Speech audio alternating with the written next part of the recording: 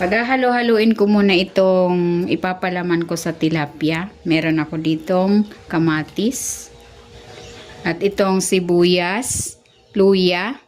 Nilakyan ko yung hiwa ng luya kasi ayaw nila ng nakakanguya ng luya para madaling piliin. And then meron din ako ditong bawang. Titimplahan ko ito ng asin at ng paminta. Pwede kayong maglagay ng mga pampalasa of your choice. Pwede maglagay ng seasoning granules, MSG. Nasa sa inyo na yun kung anong gusto nyong pampalasa.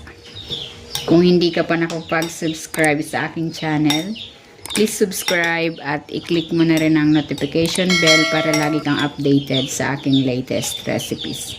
Ayan, okay na ito. And meron ako ditong tilapia. Pinahiwaan ko ito sa likod. Ganyan, no? And then, binabad ko na rin ito sa asin at paminta. Maglalagay na ako dito ng palaman. Ayan, okay na ito. Ayan, ilalatag ko naman itong pechay. Then, ilalagay ko na dito itong tilapia. Iyan natin sa ibabaw. Itatali ko ito gamit itong tanglad.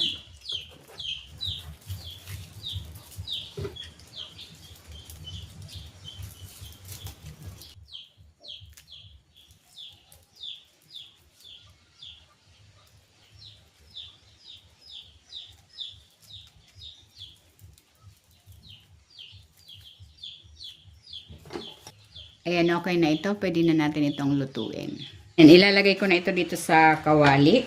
Ilagay ko na rin tong natirang pechay. And meron akong natirang palaman. Sasama ko na rin yan dyan.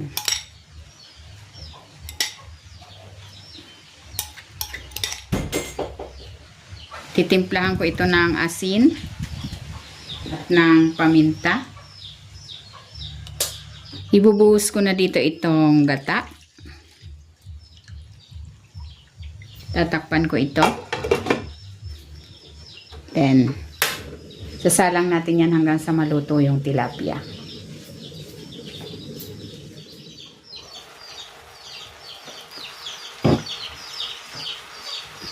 Ayan, nag-reduce na yung sauce at luto na rin yung tilapia.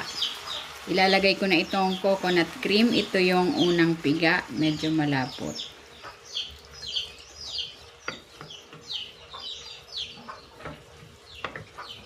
And lutuin pa natin ito for mga 5 minutes hanggang sa mag-thicken yung coconut cream.